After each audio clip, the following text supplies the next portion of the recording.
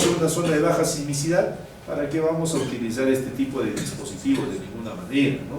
Entonces, con el enfoque actual o tradicional, como querramos indicarlo, ¿no?, tranquilamente se va a comportar bien el edificio, ¿no? Entonces, va a depender de la zona, de la importancia de la edificación, del tipo de suelo y de la altura. Va a depender de esos factores, ¿no? Entonces, la otra línea de investigación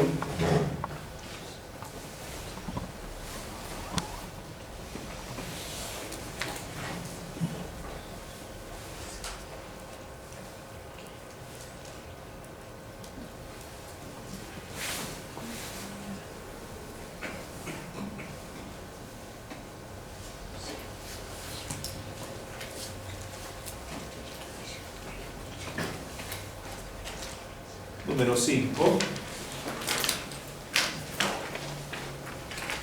los denominados sistemas de protección sísmica.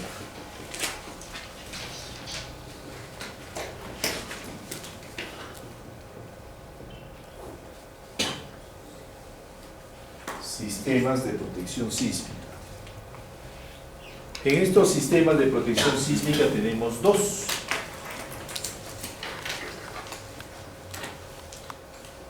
Los disipadores de energía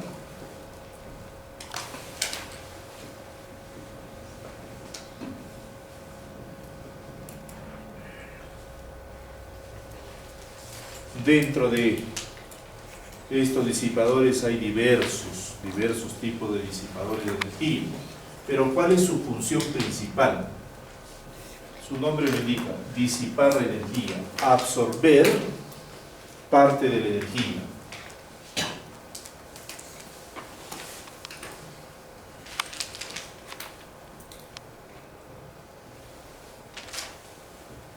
Se recomienda diseñar el número de disipadores y las características que absorban hasta un 40%.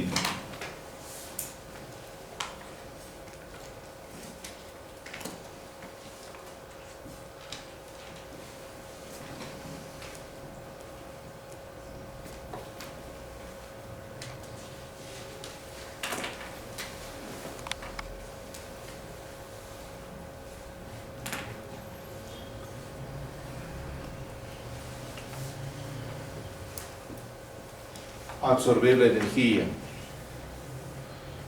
Si va a absorber la energía, entonces a lo que me va a llevar es, lógicamente, a una reducción para lo que es rigidez lateral respecto a la edificación.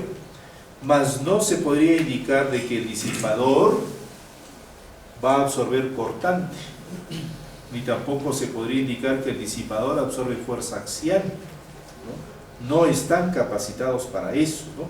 El disipador, su función es absorción de energía, esa es la función principal, absorción de energía. Yo absorbo una cantidad de energía y te retransmito una menor cantidad. En pocas palabras, te estoy liberando, ¿no? Te estoy liberando. De eso se trata el disipador. Entonces, jamás pensar en que este me va a generar, coloqué el disipador en forma de la rigidez lateral, estoy mejorando su rigidez lateral de la estructura, ¿no? Claro, el disipador tiene su rigidez, pero es axial la que tiene, ¿no? Porque el disipador va a trabajar en tracción y compresión, así va a trabajar el disipador, ¿ya? Entonces absorbe parte de la energía, va a incrementarte los costos, ¿sí?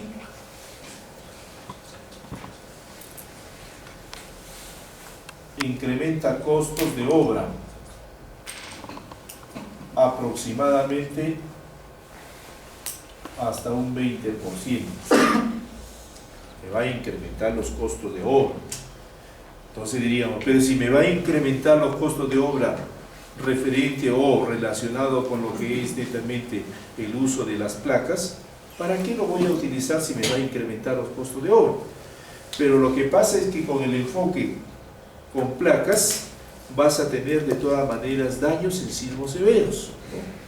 Porque ya van a dejar de trabajar la parte elástica, la parte inelástica, y lógicamente que ya no va a poder disipar esa cantidad de energía. Consecuentemente vas a tener daños. Y si consideramos que los daños pueden llegar en edificaciones hasta un 50% del costo inicial de la obra, consecuentemente, en tiempo de vida útil, ¿yo qué estoy perdiendo? Si yo voy a reforzar, voy a mejorar mi estructuración, esa edificación no la voy a poder utilizar, entonces va a quedar todavía inoperativa. Entonces, si queda inoperativa, voy a tener que todavía trabajar y todo lo demás. Estoy todavía incrementando más los costos de pérdidas. No está operativo. Sin embargo, con esto no. Esto sí, la edificación va a quedar operativa, y si hay daños, estos son como fusibles, yo lo voy a poder cambiar. Los cambio y todo sigue dentro del trabajo normal. Incrementa los costos, pero ¿qué pasa? Reduce daños. Reduce daños.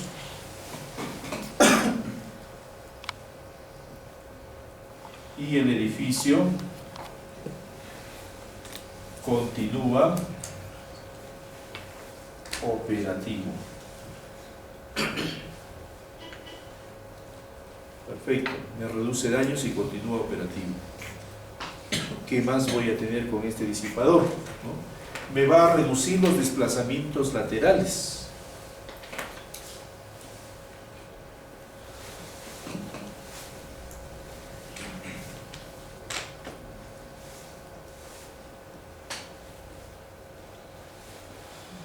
Me reduce los desplazamientos laterales. Muy bien, me está reduciendo el desplazamiento lateral.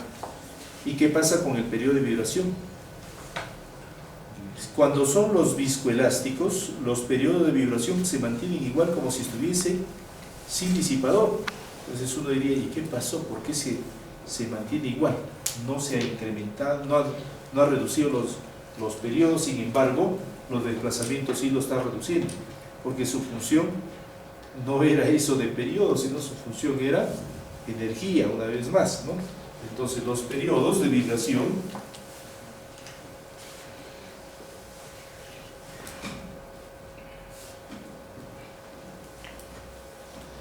son iguales o menores.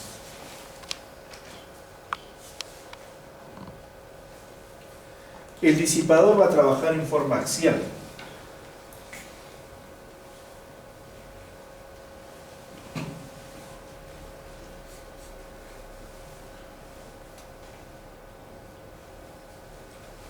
Va a trabajar en forma axial. Significa que se va a desplazar y va a contraerse, ¿no? Va a contraerse. En este caso del disipador,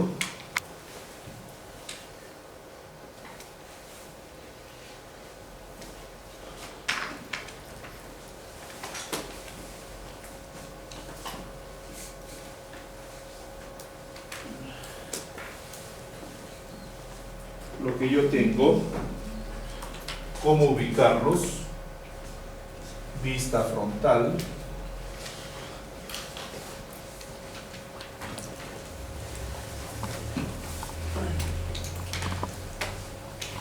puedo colocar el disipador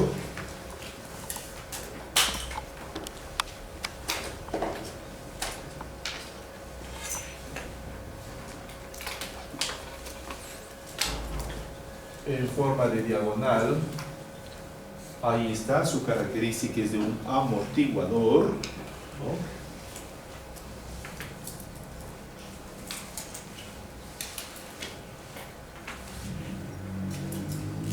Lo puedo colocar de otra manera, como en el aeropuerto Jorge Chávez, en Lima,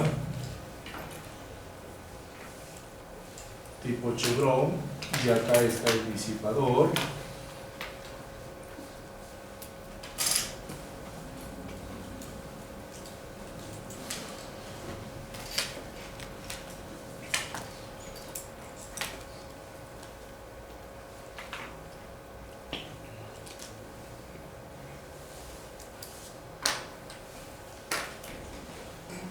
Puedo colocarlo también en forma de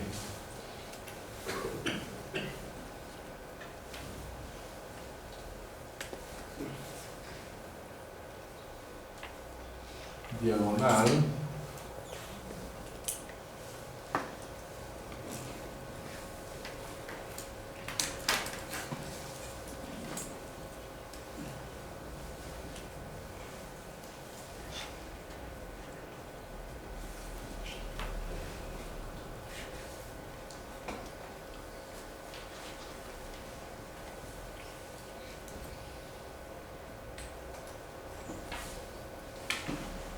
Esto ha sido proyectado en el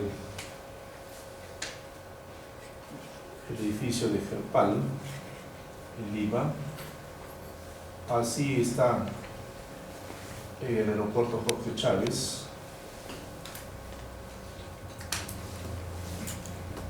Y este es el preferido por casi todos los proyectos, ¿no? En forma de una diagonal, de un arriostre en la diagonal. Como veremos, pues, si es en un arriostre, se va a elongar y cuando llega a un valor límite, retorna. Entonces el edificio no le permite que se desplace libremente una gran cantidad. Entonces va a tener un punto de elongación límite. Entonces trabaja en forma axial y se deforma una cierta cantidad y posee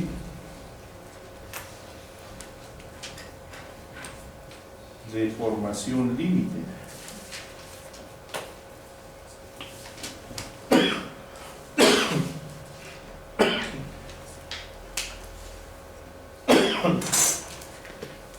Por lo tanto, para que yo pueda elegir, ¿no?, voy a tener ciertas características de este disipador, ¿no?, para depender de los tipos de disipadores. La elección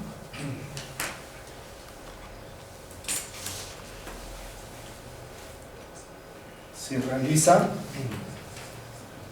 por su rigidez, exponente de amortiguamiento,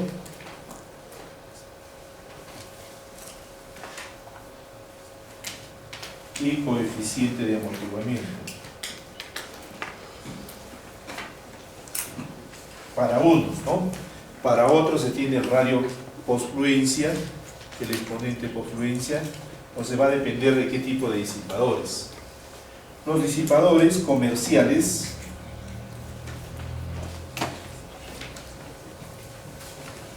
que tenemos, por ejemplo, en el Perú, vienen a ser los viscosos,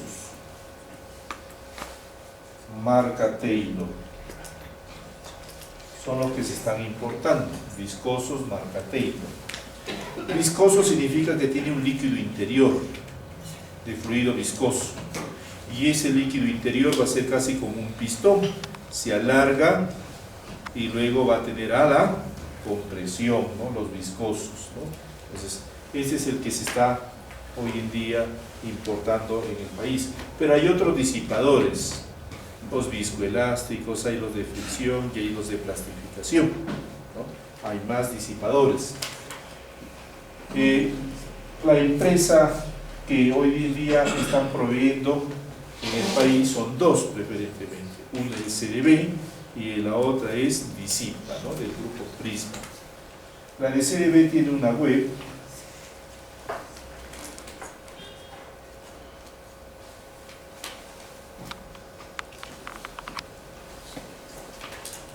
cdbrepresentaciones.com y la otra empresa es Disipa, del grupo Prisma. Son las dos instituciones que están proveyendo en el mercado peruano, ¿no?, mercado peruano. Pues bien, esos son los disipadores, ¿no?, los disipadores en un ligero resumen. ¿Qué vendrían a hacer con los aisladores sísmicos o aisladores de base?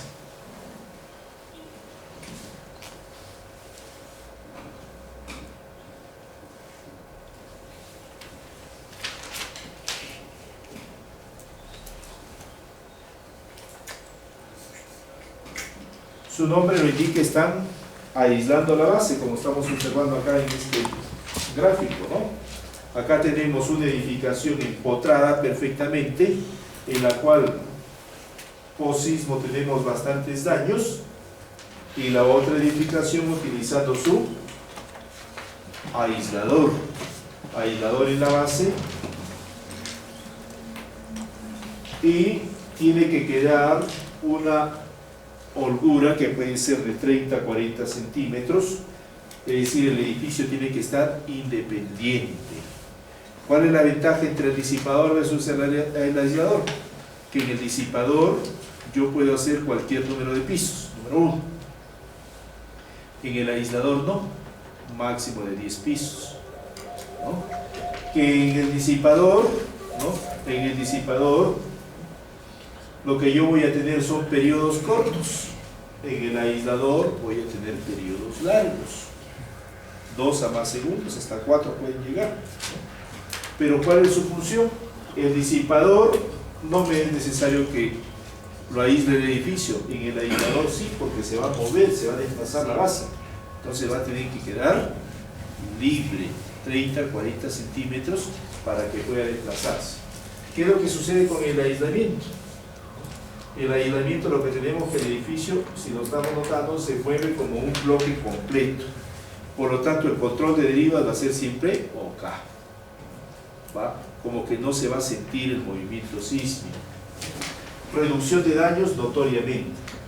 Pero si está sobre un aislador, no va a estar sobre el aislador solamente en ese momento del sismo, sino va a estar toda la vida. Y como va a estar toda la vida, ¿qué implicaría? Estos aisladores tienen que estar preparados para 2 cosas.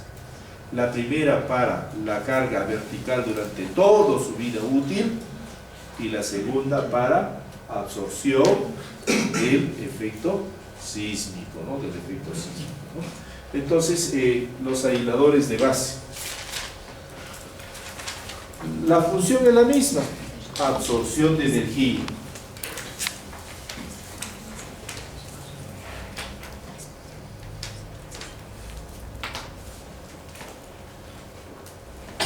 Lo mismo, incrementa costos de obra.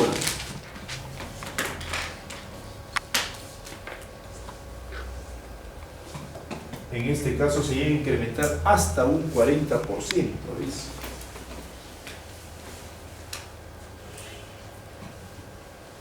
Absorbe energía también por el orden del 40%.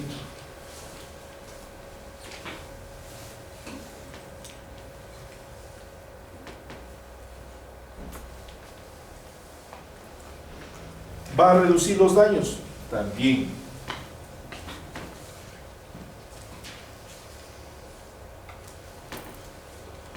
Y el edificio queda operativo.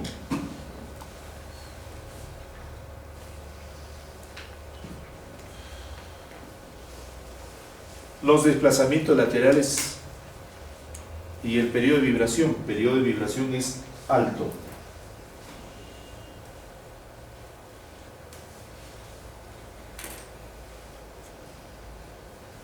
Alto. Mayor a 2 segundos. Hasta 4 segundos. El desplazamiento lateral, lógicamente, que se va a incrementar.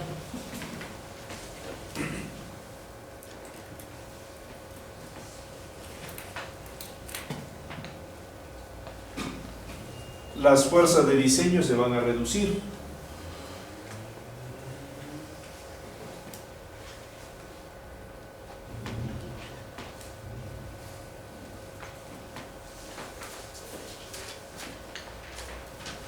¿Pueden? Van a trabajar ante carga vertical durante su vida útil.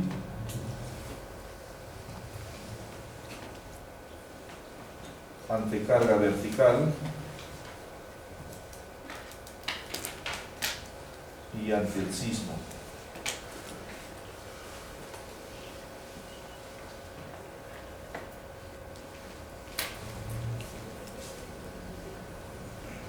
El aislador que se utiliza hoy día en el Perú es el aislador de núcleo de plomo.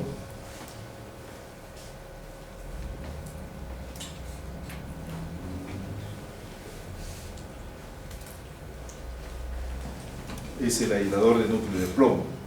La marca es DIS.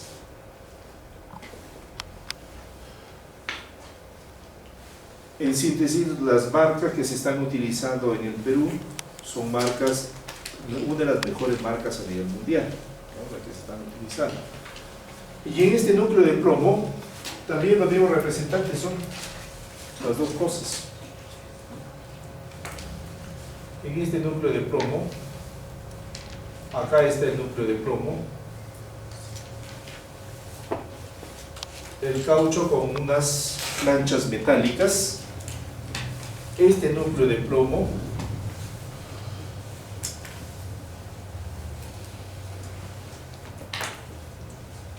es el que nos va a absorber la rigidez, significa para el sismo, para el sismo. Y acá tenemos esta goma unida por unas planchas metálicas. Goma me va a absorber la carga vertical. Carga vertical.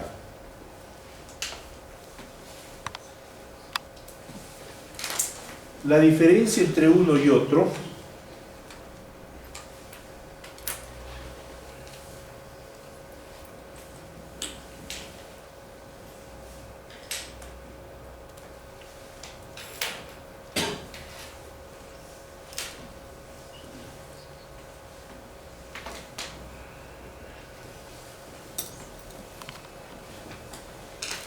es, para el caso del disipador,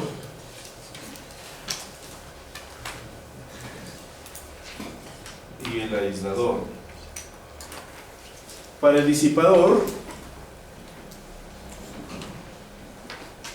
puede ser utilizado para cualquier número de pisos.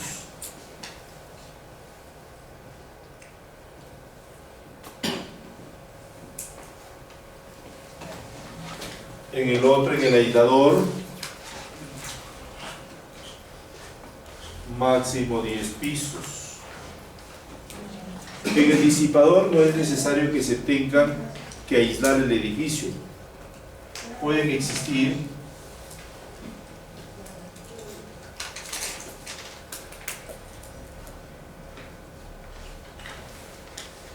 contiguo.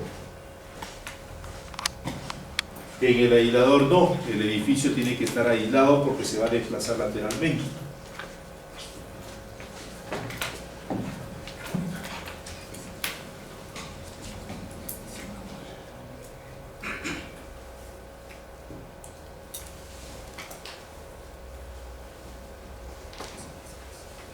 ¿Y cuáles son?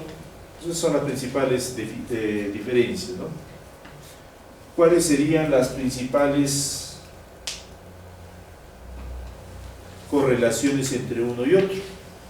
Que ambos se pueden utilizar cuando se trata de edificaciones esenciales o importantes,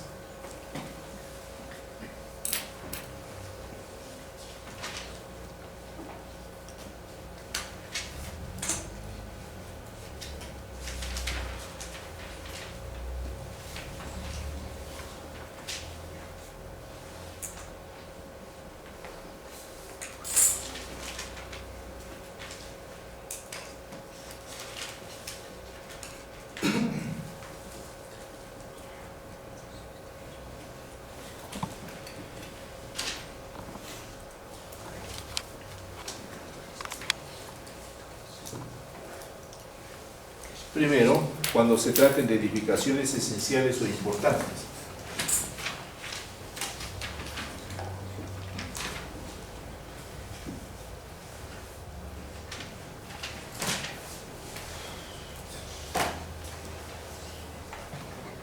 Segundo, esenciales o importantes. Segundo, cuando se tenga sismos de larga duración e intensos. Ahí se justifica, ¿no? El aislador se tiene que utilizar preferentemente cuando el suelo es rígido.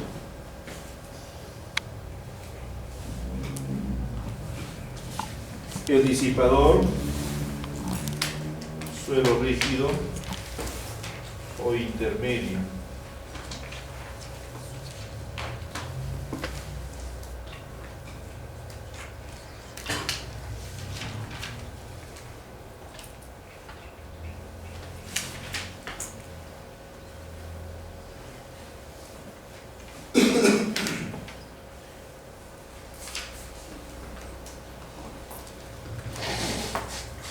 Ahora vamos a ingresar, pues esas son las principales líneas de investigación, ¿no?, en las cuales se están utilizando, pero se siguen investigando las cosas, ¿no? Se sigue investigando, se sigue mejorando a cada instante, ¿no? Vamos a ingresar a la interacción sobre estructura. Primeramente vamos a ver los modelos dinámicos, cómo han ido avanzando en el tiempo, ¿no? El primer modelo dinámico es este del péndulo invertido, en el cual se idealiza las masas a nivel de los entrepisos. Estas masas lo que van a generar son movimientos laterales.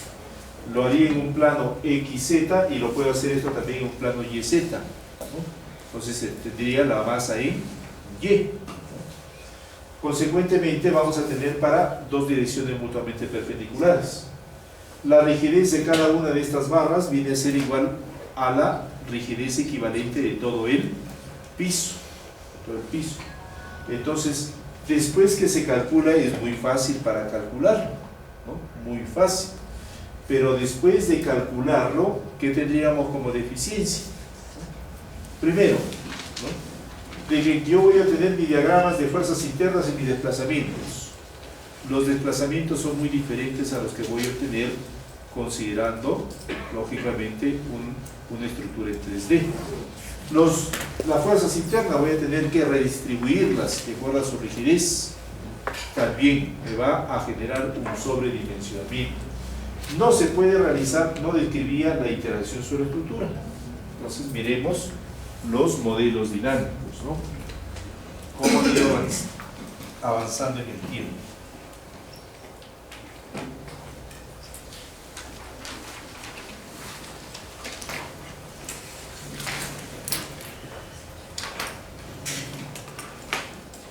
Modelos dinámicos de interacción sobre estructura.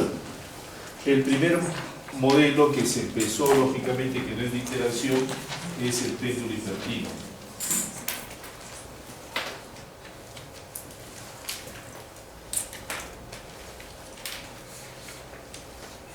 Sus principales ventajas y principales desventajas.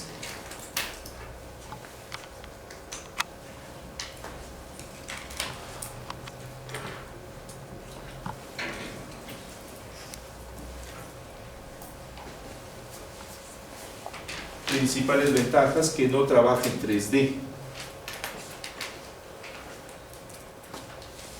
Desventajas: no trabaja en 3D.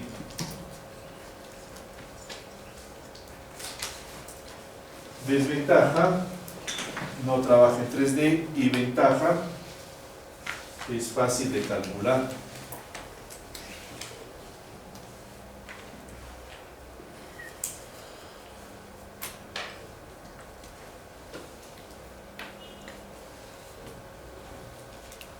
Otra desventaja: no describe la interacción sobre estructura.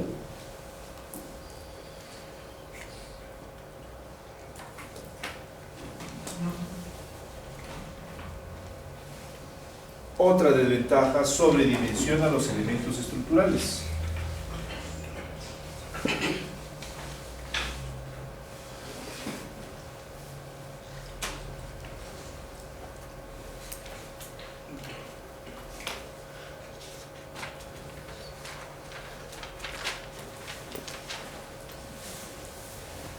Otra ventaja,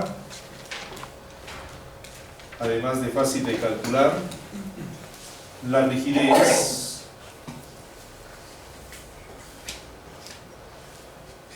es equivalente al piso. Para un análisis dinámico, masas a nivel de entrepisos.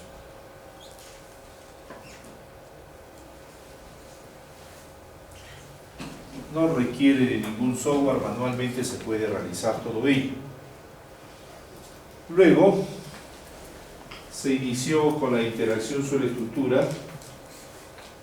En realidad la interacción sobre estructura, el primero que generó fue lógicamente Winkler, ¿no? Winkler, por el año 1886, lo que planteó es que todas las cimentaciones van a tener su deformación, el suelo va a ceder, se va a deformar, ¿no? Y después de Winkler vino Pasternak, ¿no? Winkler creó el balasto vertical, Pasternak llegó por el año 1924 y generó el balasto lateral, ¿no? Y corroboró el balasto vertical de Winkler de un estrato, lo amplió a 2 estratos, el que lo amplió a 2 estratos fue Leontief. De ahí vino Barkan, y Barkan revolucionó indicando que eran más grados de libertad. Él se pasó exactamente 48 años de su vida investigando acerca de la interacción, haciendo ensayos, escribió muchos papers, escribió libros maravillosos, un libro que tiene de cimentaciones con maquinaria, es un extraordinario libro que se ha traducido a muchos idiomas, pero que él en vida, cuando de verdad le debería de tomar importancia, él fue profesor en la universidad donde yo hice el doctorado, lastimosamente pues pensaban que era una persona que estaba un poquito fuera de lo normal, ¿no? Entonces dijeron, bueno, hay que darle la facilidad para que publique sus papers, ahí tiene su gabinete, haga sus ensayos, no hay problema, hay que darle todo. Lo importante es que no salgas a la calle a divulgar lo que estás haciendo, prácticamente era así, ¿no? Sigue tranquilo ahí nada más, haz tus cositas y nadie te va a molestar. Al final Barkan falleció, pasaron los años y sus modelos de interacción sobre estructura han sido incorporados en normas internacionales. Su libro de cimentaciones con maquinaria ha sido traducido en diferentes idiomas. Él no recibe regalías de esas traducciones, ¿no? Imagínense cómo fue, ¿no? A veces las personas tienen que desaparecer del mundo para que recién lo valoren, ¿no? En ese caso Barkan fue así. Pues bien, fue cambiando pues, la interacción sobre estructura, y por ejemplo Rayani y Rudrapa de la India plantearon lo siguiente, que la conexión a nivel de entrepisos, de centroides se podría decir, como tipo péndulo invertido, ¿no? Era elástica, significa de que también se asentaba, ¿no?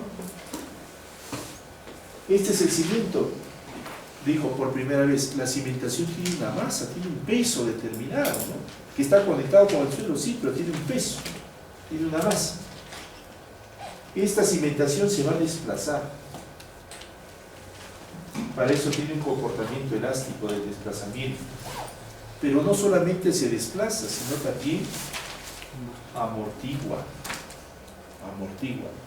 Se desplaza en esta dirección y amortigua en esa dirección por el sismo. Pero también me he dado cuenta que esto gira hacia acá. Por lo tanto, tiene un coeficiente de rigidez de rotación respecto al eje perpendicular y al mismo tiempo amortigua. Por primera vez se habló de que el suelo amortiguaba. Nunca antes se había pensado que el suelo amortiguaba.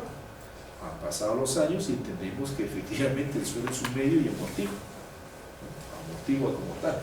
Entonces, ¿qué aportes dio Rayani y Rudrapa de la India?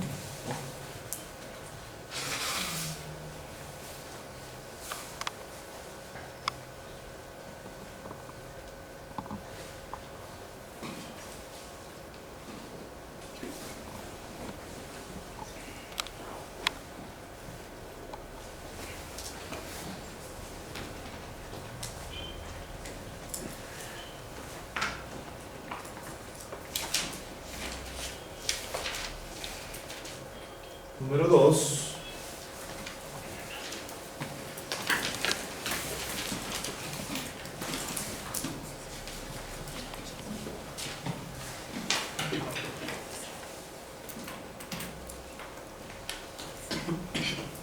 ¿Qué aportes dejaron Rayani y Rudrapa?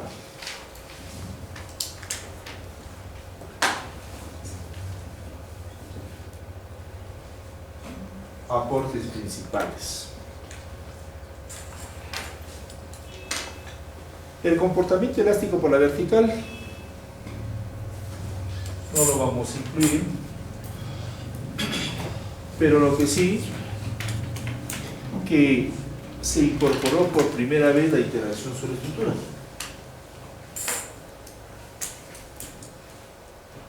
Se realizó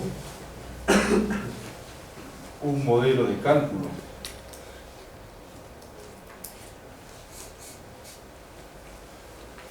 Modelo de cálculo. Por primera vez se realizó un modelo de cálculo y que fue expuesto en un congreso mundial, ¿no?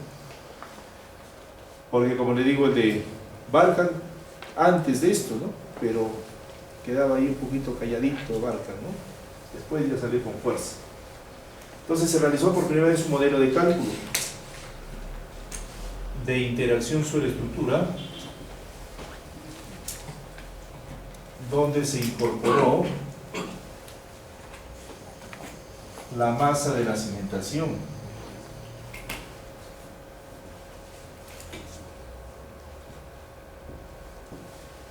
Siguiente. El suelo tenía un comportamiento elástico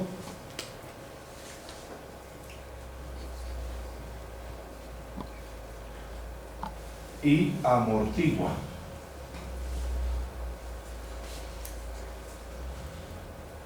En forma lateral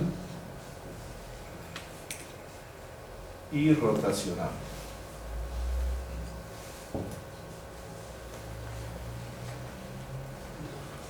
Hasta ahí llegó Rayani Rudra. Luego, Kobori del Japón. ¿Qué es lo que planteó Kobori del Japón? Continuó con el péndulo invertido y dijo que todas las cimentaciones se simulaban a lo que era el comportamiento de una platea de cimentación, e indujo de que esa platea se traslada no solamente, como había dicho Rayani Rudrapa, en un sentido, sino también en el otro sentido. Y en segundo lugar, de que este no rota así, sino rota en plano también. Rota en plano. Una traslación, otra traslación y una rotación en plano. Planteó. Por primera vez se escuchó de que la cimentación iba a rotar en plano. Iba a rotar. Fue un aporte interesante. También indicó de que cuando se trata con sismos de larga duración e intensos, la cimentación se llega a despegar del suelo, es decir, pierde contacto con el suelo, no está firmemente adherida, llega a perder contacto con el suelo, ¿no? Y en esa pérdida de contacto, claro, decía de que era muy pequeño el tiempo, prácticamente despreciable, ¿no? Pero sí se llegaba a perder contacto con el terreno, ¿no? Entonces, ahí llegaron sus aportes. El principal, la rotación en planta y la traslación en la otra dirección, ¿no? Por lo tanto, Kobori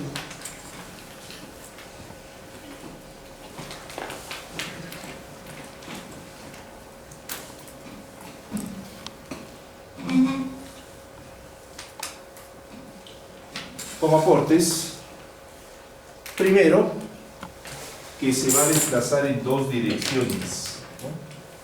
La cimentación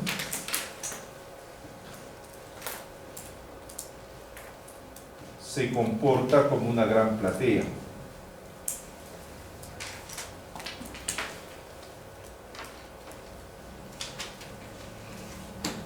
Es decir, es infinitamente rígida.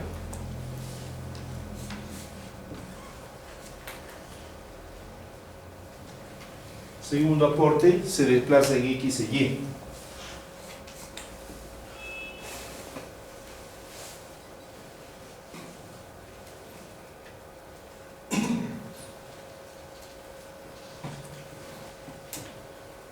Rota alrededor de Z. Esos fueron sus aportes de Kobori.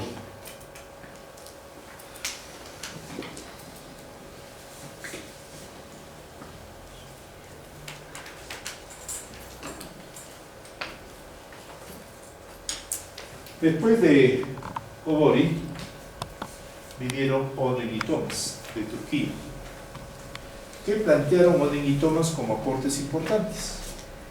Que la modelación no se debe de realizar solamente como una masa concentrada en el centroide, en el centro de masa, sino que ellos lo discretizaron en los nudos de uniones columnas vigas. Por eso se le conoce como el sistema o el modelo de discretización de masas o masas entrecruzadas. Otro, la aceleración es distinta en cada uno de los puntos de la cimentación. Consecuentemente, el uso de acelerogramas era importante. Entonces, siguiente.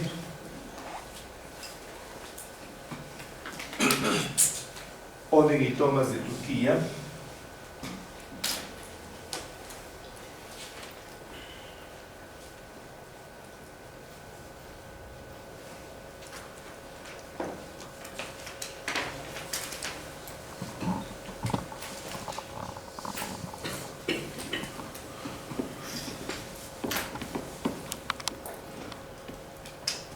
Oden y Thomas de Turquía. Su modelo es el de masas entrecruzadas.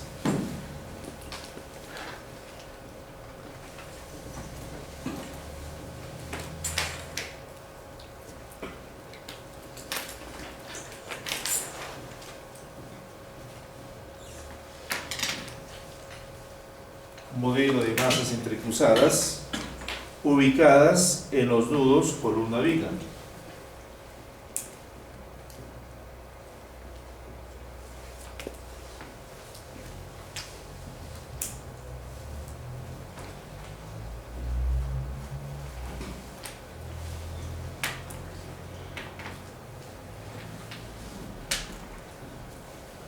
Discretizando por sectores. Siguiente. La aceleración no es constante, sino es variable en toda la edificación. Debo entender la importancia del uso de acelerogramas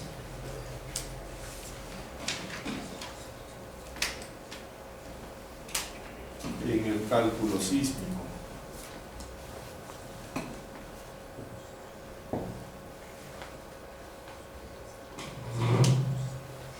Esto generó aportes posteriores, por ejemplo, esta discretización de masas se puede hacer hasta infinitamente en toda la estructura.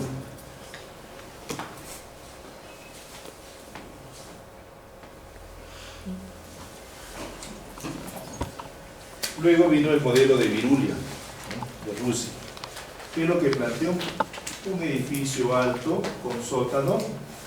Lo que planteó lo siguiente: cada uno tiene su masa de entrepisos y todo el suelo aledaño va a tener, lo discretizó por elementos finitos, van a tener sus respectivas masas, las cuales están conectadas elásticamente una con la otra. Entonces, los aportes principales de Virulia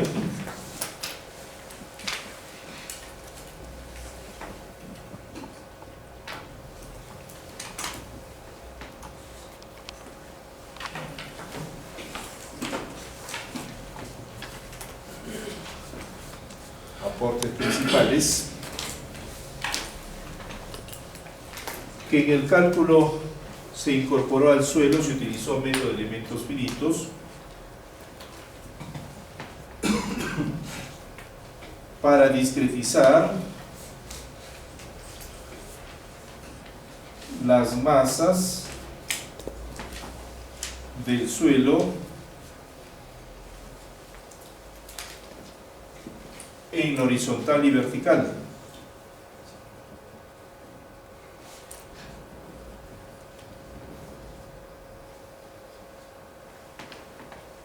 Teniendo una conexión elástica entre ellas.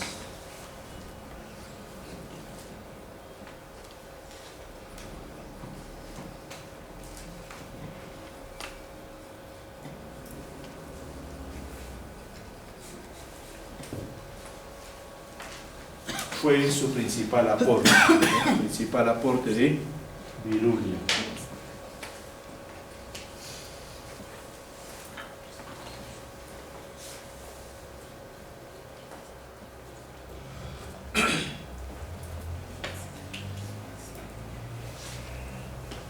Luego vino Ukleva de Uzbekistán. ¿Qué aporte dio? Dijo, bueno, no solamente es la superestructura con su péndulo invertido en forma elástica, y la cimentación, la cual va a tener amortiguamiento en la lateral y rotación, sino adicional por la profundidad. Por la profundidad, entonces se plantearon las calicatas en forma de cada estrato. Y cada estrato está conectado elásticamente, las masas son distintas y las rigideces también son distintas. ¿Qué significa? De que por más que sea un solo estrato, de ninguna manera van a tener las características totalmente iguales. Entonces por primera vez empezó la interacción en profundidad, ¿no? En profundidad. Y desplazamiento, rotación. Entonces en el aporte importante que nos dio Ucleva,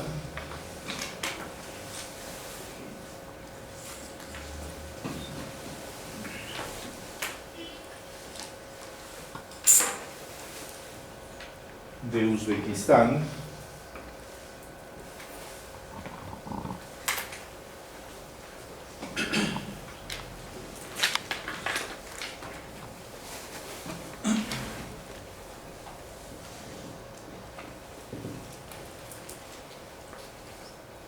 que se incluyó la interacción por la profundidad de los estratos.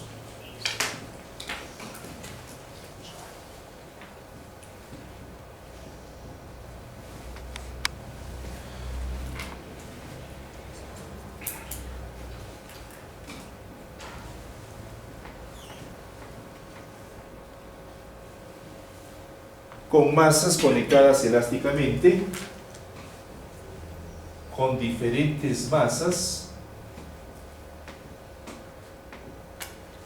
conectadas elásticamente,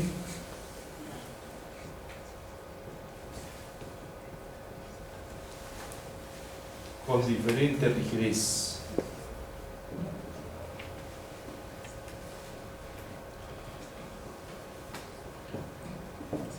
Esto generó el estudio de balastos para dos o más estratos.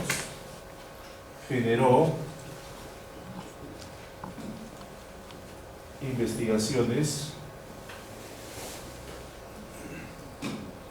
de balasto para dos o más estratos.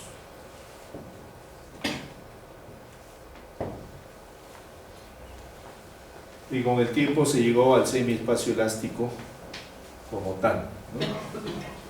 Lo que es el desplazamiento y la rotación ya le habían dicho anteriormente, por lo tanto ahí lo podríamos considerar como un aporte adicional, ¿no? Como un aporte adicional, ¿no? Muy bien, creo que hacemos un break y luego retornamos para seguir con más modelos y seguir con la interacción, ¿ya?